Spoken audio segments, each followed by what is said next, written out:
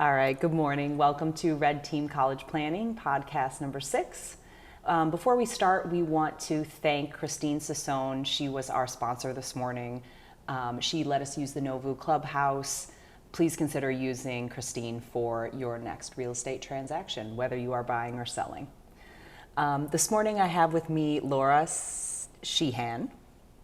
And Laura has informally become one of the subject matter experts on nonlinear careers.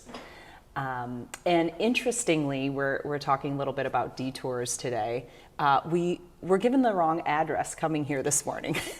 So we joked a little bit about how I think it's really an underrated skill in life to be very adaptable and to be able to change as you need to, change course, change direction. So that's a little bit about what we're going to talk about today.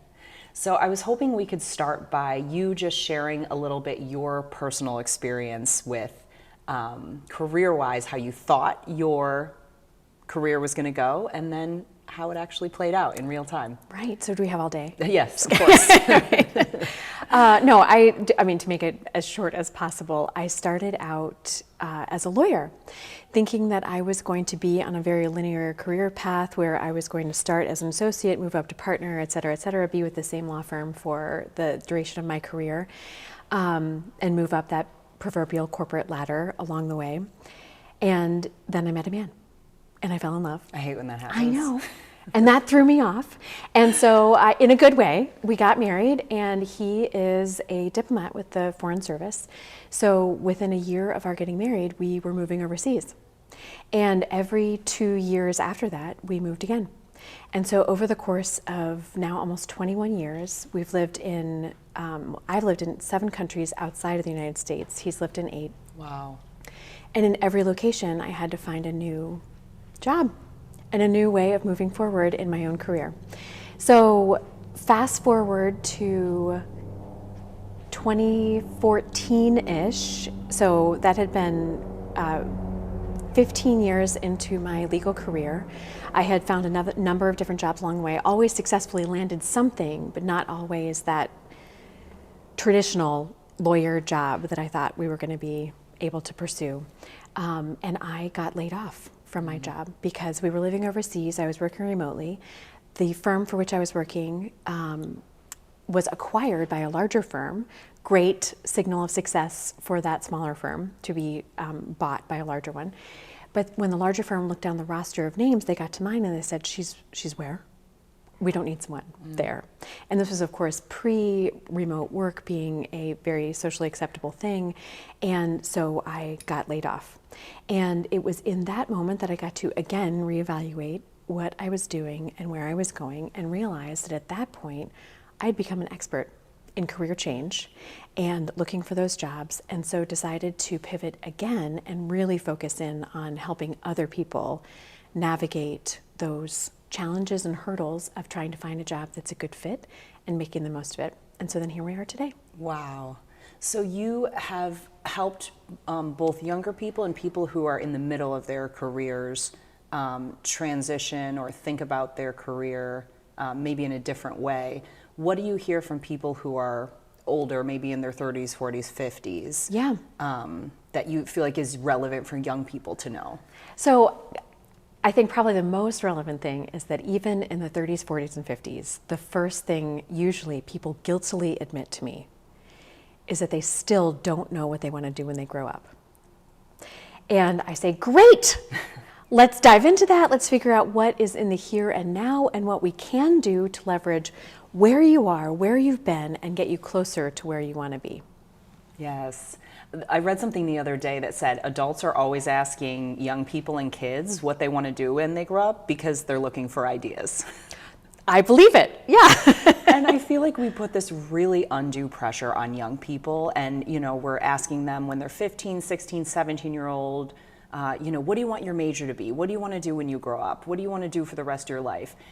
And if you watch a young person's body, you can often just watch they're immediately going to tense up.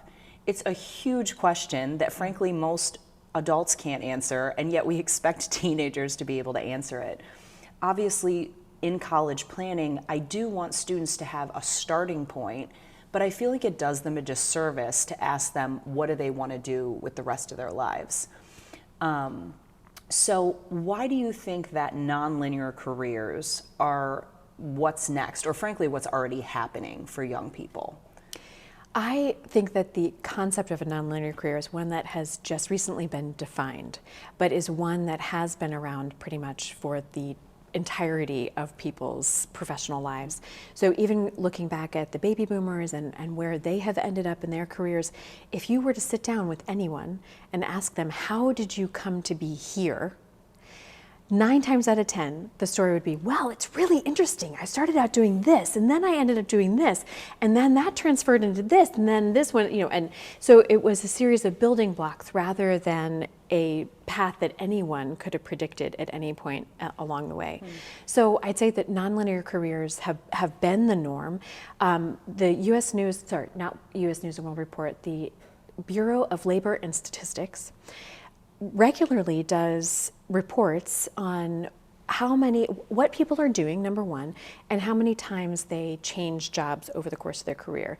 Now, when you talk about career change, it's a little bit difficult to define because people sometimes call that a job change, and some people think of it as a true 90-degree pivot. And then you've got people who take time off for family, for personal reasons, et cetera. Is that a career change?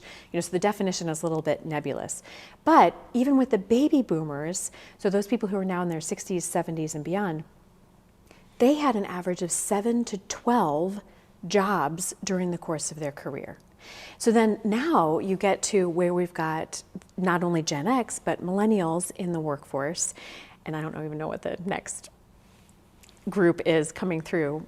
Gen A, Gen L, anyway. Y, maybe? Possibly.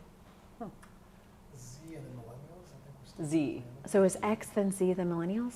Then what's after millennials? Z's are after millennials. Yeah. X, From X like millennial 97. Z. Yeah. And then what's after that? I don't know yet. A, To be determined. TBD, that I generation. think most people are still in Z that are born throughout like the early 2000s. I think are still Z's. I think probably like once we get to like people being born in 2020, I think that's when the new generation might start. Or 2010? Or 2010s. Oh, 'cause I still think the 2010s are Z's or Gen Z's. I'm gonna have to look this up. Anyway, pause. Millennials, 90 to 94, Gen Z, 95 to 12, Gen Alpha. Alpha. 13 to Alpha. 25. Okay, so I've got a Z and an alpha in my family. So you were kind of right about the A then. Somewhere in there. Yeah, Back. Anyway. So baby boomers, 7 to 12 career or job changes or career changes, depending on how you define it. Millennials are expected to change jobs every 3 years.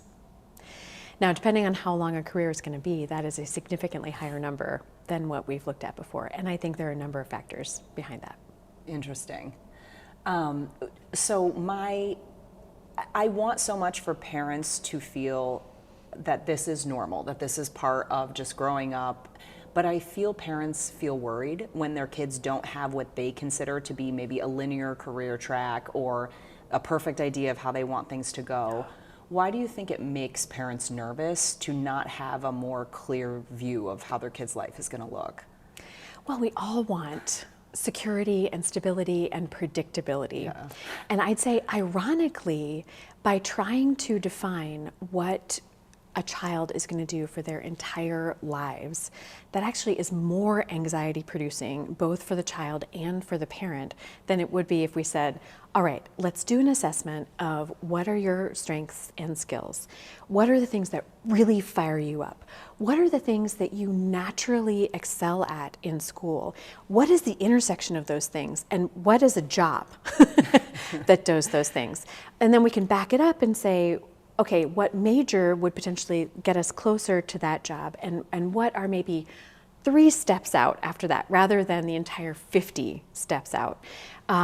Because when we think about trying to lay out a path for your entire life and we don't meet those milestones, which 9 times out of 10 we won't, then we feel a sense of disappointment, of failure, and of inability to live up to the goals and expectations that either we have set for ourselves or that other people have set for us. Yeah. So in that sense, if we can really hone in on the present. What do we have to work with now? And shorten that, you said timeline horizon, I think was a word that we used before. Shorten that so it's not 50 years, but what do we want to do in the first 5 years of your career? And where could that potentially lead? How would that serve as a building block for additional paths or pathways moving forward? Yes, and that's so much less intimidating to a young person to say, where do you want to start? Right. You know, and I think that takes away a lot of the heat, and it can really help open up our imaginations, which you used the word adventure earlier, and I think that's such an underused word when we think about careers. It's like, how can this be an adventure? How can this be part of figuring out who you are? How can this be part of, this exciting path of you're moving from a child into adulthood? And instead we make it this tight, like, what do you want to do when you grow up? And we're just, it's a bummer. It doesn't need to be like that. And it was so exciting to me when I started to familiarize myself with your work, because I realized that you were already ahead of the curve in seeing that this is what's already happening. So the sooner that we can let young people know that this is normal, there's nothing wrong with you, Right. There's nothing weird about you, the more we can make it a positive experience of them finding, the beginning of their career. So as a parent with 2 teenagers about to embark on this college adventure, as soon as we as parents can dial back our expectations and also really tune in to what maybe we didn't accomplish in our lives that we might be projecting onto our kids, tune into what the kids themselves as individuals need to embrace and really amplify in their lives, the more excitement I think that we can bring to ourselves, reduce our own anxiety, and also help our kids get through this initial hurdle of going from adolescence into adulthood. Yes, yeah, I was gonna ask you if with your own kids you're able to pull off this more relaxed strategy, because I definitely find it hard for myself. In theory, before I was a parent, I was like, oh yeah, like let them find their own way. Yeah. And now that I'm here, it is tougher. It is complicated. I think I've had the great gift, I'll call it, of hearing so many people's stories of how they have gone from A to Z in their careers and have seen literally that you can start anywhere and get to where you want to go. It may be a matter of time and resources and making sure that we're taking the right steps to do those proactive actions. But I am 100% sure that whatever my kids decide to start to do will lead to something. And keeping that dialogue open, keeping that conversation going is, I think, going to be essential to making sure that they're thinking outside of the box, that they're not getting stuck in any one particular career path or trajectory, and making sure that they are exploring all of their options as they go. Awesome. Yeah. Yeah, we spoke a little bit earlier too about how that's going to become increasingly relevant as technology changes faster and faster. So the ability for young people to pivot within their careers or outside of a career as technology might make a career path not as relevant anymore, I think is one of the best gifts that we can give young people, is to teach them how to say, okay, that path closed up, where can I move to now? And know that it's not personal, right? It's not about them. They didn't do something wrong. You make changes and choices in your life. Yeah, and to be and I should say, that you will always be your own best advocate. Because I know that I could walk into a room, and if it was a job that I really wanted, I could say, this is how all the pieces of my life, my experience, my education directly relate to this particular position. This is the value that I know I can bring to you. And even though it may not seem like it on the surface, this is how it all can come together in a way that makes sense for this company, this position, this role. I actually just read this other great term, and I wish I could remember the source. And I'm going to pull out my little note card here, because it is: the star employee is one who is skilled through alternative routes. I love that. Yes. Right? And having that experiential learning, that ability to pull seemingly unrelated pieces together to make it relevant to that particular position, to be able to spot opportunities in the here and now, to embrace where you are here and now. And when I say here and now, I mean time and location, because moving around as much as we do now, what is it about this particular place that you're meant to learn or that you're meant to contribute to? What is it about this time of life, right? When we transition from college into either graduate school or a job, when we commit to a partner in life, and that changes the dynamic of potentially where we're going on our career. When we have children, if we decide to have children, if something else happens that, like you just mentioned, forces you off the plan that you had outlined for yourself before, how do you pull those pieces back together in a different configuration to make sense for that particular moment? And it's so many different configurations and options. It's like Legos. You can keep building and putting them together. I love that. I think too that when it comes to people being willing to bring something different to a career, I think we often underestimate the value that an outsider brings, right? Like someone who hasn't been in a career for a long time can often bring a really fresh perspective about something that needs to change or some other value that they could bring a company or a corporation or a government.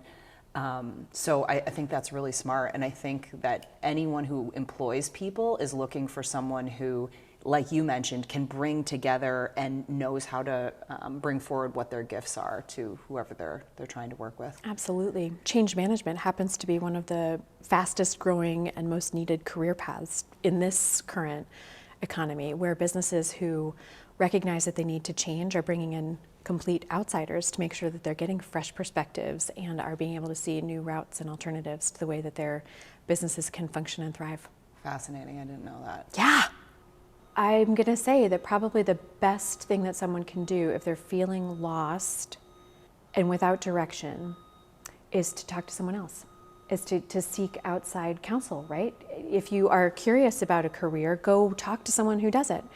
If you, or read up on it, right? We have so many preconceived notions of what a career, any profession is going to be. And just yesterday, one of my daughters, very funny, but poignant example, she loves Kalamata olives.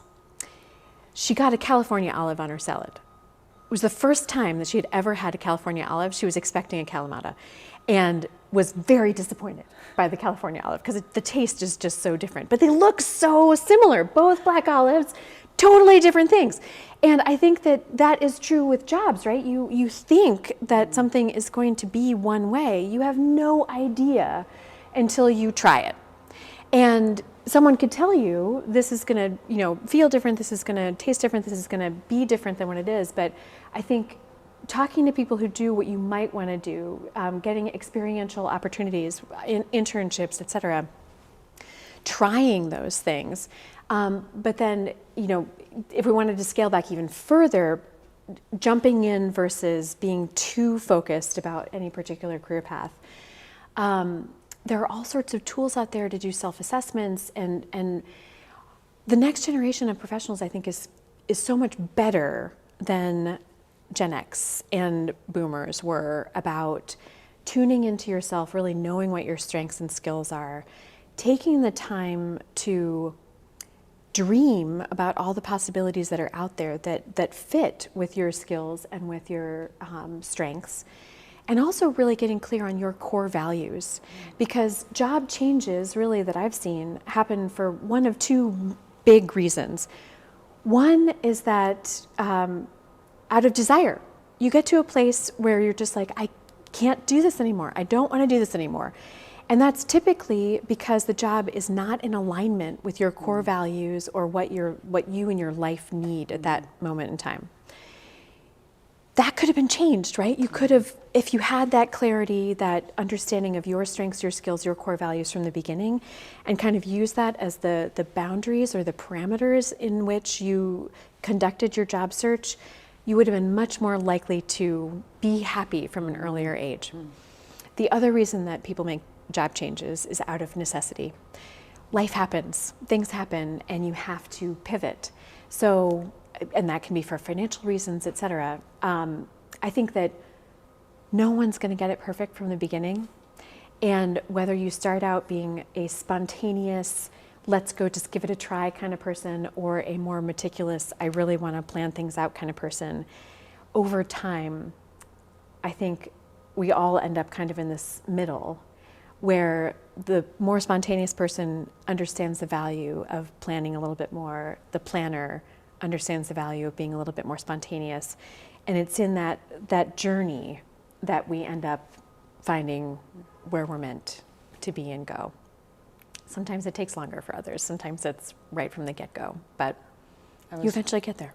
Yeah, I was just going to say that's maturity, right? Is coming more to a balance of what works for you and realizing these impulses that I had or this over-planning side of me needs to be balanced in a way that serves both sides of life, which is, the side that goes how you want it to go and the side that, like you said, just gotta go with it. You gotta go with it. And especially if you're gonna have a family, it's a whole nother level of that. So yeah, I think it's really underrated. One thing that I think about with young people today is how they think about the careers of other people, especially when you take into account that so much of how they're experiencing the world comes through social media. So I wonder how for young people, they could connect the dots of understanding that successful careers do take a lot of patience and do take a lot of time to come together. What would you say to a young person who's feeling that anxiety or feeling like they haven't made it where they thought they would at 20 or 25 years old? I wish I had the perfect, short, clear answer to that question. And I think that the first thing that pops into my head when thinking about that is that, and I can't remember the year, but my 20th law school reunion, I think it was, came up, and I received the invitation in the mail. And this was right around the time, actually it was the 15th, because it was right around the time when I was making the transition from lawyer to career coach and strategist. And letting go of the title lawyer and the career path of lawyer at the same time that my law school friends and colleagues were all getting together to celebrate all that they had done in 15 years of being lawyers really threw me off. And I couldn't make myself go or let myself go to that reunion because I didn't feel like I had accomplished what I wanted to have accomplished, and that I didn't accomplish all that they had accomplished in that same period of time. Now, when I was able to take a step back and really think about it, I had lived all over the world. I had done all sorts of incredible things that not one of them had done. Had I reached partner? No, I had not. Had I attained the same salary level that they had? Nope, I had not. But what was fascinating to me was that when I did get into a room with some of them, I didn't go to the reunion because I was still too nervous and anxious to do that, was that they were, in some instances, intimidated by me, which blew my socks off. Because here I thought that I had been the failure, not living up to the lawyer dreams and expectations, when they were looking at me with the exact same lens, opposite perspective. So the lesson that I took from that, and what I would love so much to be able to tell the next generation of professionals, people, right, is that we have to embrace our lives for what they are every step of the way, embrace who we are and what we were meant to individually bring to this life, to this world, and always be looking out at how to maximize the present. Because when anybody looks back too long, you get really depressed about all the things that could have been, should have been, would have been. When you look forward too far, you get really anxious about what you need to be doing to make sure that you get to that imaginary point at some place out in the future. It's only when you are truly focused on where you are here and now and keep that really short timeline horizon that you can be content, happy, and truly successful. So everybody's going to have their ups and downs. Social media, we all know, only paints the brightest picture of people. Everybody is dealing with their own challenges, their own struggles. We just don't ever know what's going on behind the scenes. And I'd say too that those struggles, those challenges that we are facing are things that are going to help us develop into the people that we are meant to be, and will also help us help others, right? I mean, the way that I came to be here was recognizing that I had been through a lot on my job journey, and that I, through those experiences, was able to help other people avoid or better navigate the challenges that I had already been through. And that's exactly what we should all be striving to do, is learning from our challenges, from our burdens, and how to leverage those to help other people get through those situations. So one day at a time, one step at a time, 1 year at a time. Always, be enjoying the things that other people are posting, and pushing yourself to do your best, but really dial it back and try to stay centered and focused on what you have to bring, and how you can every day be moving forward one step at a time. So basically, the imposter syndrome never goes away. Never. No, and it's cross-generational. And we all just push right through it. Yes. And say, this is part of being human, is I'm always going to idealize other people's existence and think they live a perfect existence, but I know better than that. I'm going to keep trucking. Well, and something that I think our generation didn't have, that the current and next generation does, is that expression, you do you, right? You do you. Be you. Who are you? What should you be doing? You do you. Embrace that, be that. And if somebody gives you a hard time about it, whether it's your friends, your parents, anybody, a colleague along the way, then that is your opportunity to say, you know what, I love what you've done with your life. I admire it. It's amazing. This is my time to be me. And this is how I need to move forward. I read something that said tension is what we think we should be, right? Yeah. And relaxation is who we already are. And I think that we're all, you can feel it in your body when you're becoming tense about something and you're thinking, I should be doing something different, versus where am I? What really are my values right now? What am I naturally drawn to? And that just brings such a different experience of ourselves in adulthood. Of course, we all teach the things we most need to learn, so. Yeah.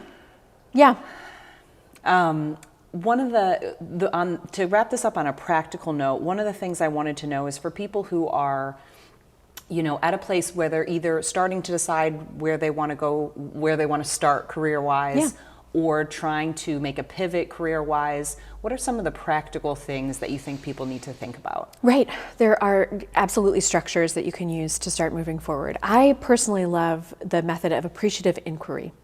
And I expanded my own methodology by one step. So it's a 3D method of appreciative inquiry. If you go look that up and follow that methodology, I added a fourth. So mine is, it's discover, then dream, design, and do. So in the discovery phase, that's when you can tap into all of those tests that are out there, right? There's the Myers-Briggs, there's the Clifton Strengths Finder, there's Enneagrams, there's all sorts of different opportunities to kind of have an external source help you figure out where your strengths are and where they lie. You can also do, if you feel confident in your ability to do a self-evaluation, I love the simple timeline exercise where literally you draw a line on a piece of paper, or if you prefer writing on your iPad, or taking Post-its and sticking them all over a wall, whatever it is that gets your creative juices flowing. And you plot 3 sets of points. The first are your proudest moments. And if the word proud kind of throws you off, then think about those moments where you're like, this is awesome. This is something that I want to be doing all the time. This is the feeling that I want to replicate over and over and over again. So what are those highest of highs in your life to this point? And whatever is the first one that you think of, start there and move forward or move backward, whatever it is that makes it feel right for you. So highest of highs. Then, of course, lowest of lows. What are those moments where it's, those cringe-worthy moments where you don't want to repeat those, you don't want that to happen again? What are those moments where that's something that really brought you down and was something that should not be a part of your life moving forward? And then your pivot points. So those times when you're just kind of going along and something happens and you have to change direction in some way. The highest of highs reveal your strengths, the things that you must amplify and bring into this world, the things that must be a part of everything that you're doing. The lowest of lows can be one of two things. One, skills that you need to build or bridges that you need to create in order to cover a gap, or things that truly you should altogether avoid, right? And COVID illustrated a lot of those things that you should really altogether avoid. Some people are naturally meant to be in an office environment, some are not. So tuning into those things is really important. And your pivot points reveal your core values. So what are the things that you literally would change your life to maintain? And when you get a full picture of those 3 data points, then you can start figuring out your ideal day. That's the next exercise that I love to use, right? If you could wake up on a work day, not on a weekend, right? Work day, from the time that you wake up until the time that you go to bed, what are you doing? What are you wearing? Who are you with? What are you working on? So really paint a picture of that ideal day. And also start thinking about the top 1%. Everybody is in the top 1% of something. What are you in the top 1% of? So you've got all those, kind of plug and play tests, and then you also have these self-evaluation tests that you can do to do that discovery phase. Second phase, dream. What are all the different things that these data points could plug into? It's never just one thing. There are always a myriad of possibilities that are out there. And if you're curious about something but don't really know where it's going to go talk to people, go investigate, go explore. What do those things really mean? What does it entail to get from where you are to doing one of those particular jobs or jumping into that career path? What are the hurdles too? What are the hard parts of that job that you may not have thought about? The design phase is where you pick your major, you pick your school, down the road when you're applying for jobs, you create your resume, your cover letter, you start preparing for your interview, right? So it's all those logistical, tactical things that you need to do to turn your dream into a reality. And then you've got to be accountable, right? So do it. Don't just sit there and think, well, this is something that I might do someday, but go do it. And if you need someone to help you continue doing it, then get somebody, whether it's another friend, a colleague, a parent, a coach, who can help just check in every once in a while and say, hey, how are things going? What do we need to change? What do we need to keep doing, right? Because you're going to have to keep adjusting course along the way and making sure that you're tweaking so that you get to where you want to go and you don't drop off or burn out along the way. I love that you added the do piece, because it's so true that the last moment of like that step for the launch is the part where everybody gets stuck. Yeah. I really think that having an accountability person, whether it's a coach, someone who works with you to just keep checking in with you and saying, hey, here's what we talked about 2 weeks ago, where are you? And sometimes that can be an uncomfortable thing, and it's the thing that we most need. Right. It's the thing that we most need to shove us out of the nest and say, go try it. And understanding that failure is not just okay. Oh, failure. It's the best. Failure, best acronym, first attempt in learning. There you go. Right? It is. It's the best. You've got to keep doing it. And if you talk to any entrepreneur, anybody who started a business, and even Taylor Swift, I think the other day, she was quoted in the Huffington Post by saying that she has been praised. She got her most recent award for the 1 or 2 great ideas that she had. And behind those 1 or 2 great ideas that she had thousands, hundreds of thousands of bad ideas that she had to have and go through and process in order to get to those great ideas that everybody celebrates. Yes. I had a parent in my office once that said to their child, well, failure is not an option in our family. And to myself, I was like, man, I hope that if my kids get nothing else, it's me saying to them, fail fast, fail often. And then you just get back up. Failure is such an important piece. And of course, our job as parents is to keep our kids, I think, from failures that they can't come back from, and doing our best to corral that.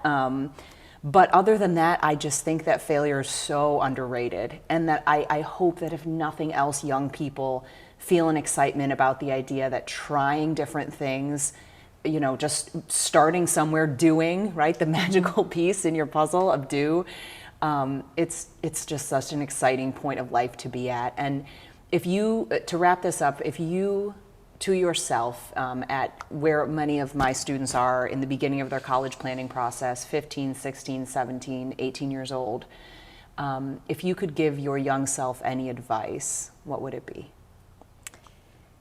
You know, I love this question because I think often about if I had to do it all over again, would I do it differently or would I do it the same? And I would do the exact same thing that I did, right? I studied philosophy. What job does that get you, right? I studied philosophy, but it taught me how to write, it taught me critical thinking skills, it taught me analytical skills. And from there, I went to law school, and from there, I went, and so it just is one step at a time. And I'd say if there was anything that I could change about the way that my life has played out, it would be to shorten that timeline, right? That horizon that I kept looking out at, and to be less anxious, less worried about how things were going to be played out, and more excited about all the possibilities that were there and all the people that were going to help me get to where I eventually am now. And I'm so excited to see where this is going to go continuing, right? I mean, I think that I know how the next couple of years are going to play out, but again, I have no idea, and I'm just thrilled to see how that's going to play out. So to be more playful, I think, to be more excited, to be less scared, and also to learn better financial planning from day one about how to best invest the actual resources that you are accumulating with every job that you are taking on, so that when you fall, you have a cushion. And when you want to retire, when you want to step away, you can. And so that work is always something that's aligned with what makes you happy and what makes you your best self, rather than something that you feel like you have to do to get yourself through. That highlights what a brilliant strategist you are, because I think so many parents focus on how much money is my kid going to be making in this career, but I don't hear anybody talking about, is my child, is my young person going to know how to deal with that money or how to grow that money once they have that? You could have someone who makes $500,000 a year that has absolutely no net worth because they have no idea how to deal with money. So I do think it's a really important piece of the strategy. Right. And it just goes to show, Laura, brilliant college planning. Laura, brilliant career coach, brilliant strategist. Thank you for talking with us today. I really appreciate your insight, and I'm excited for our young people, and I'm excited for our parents to get to listen to this. Thank you so much for this opportunity. It's an honor and a pleasure. Thank you.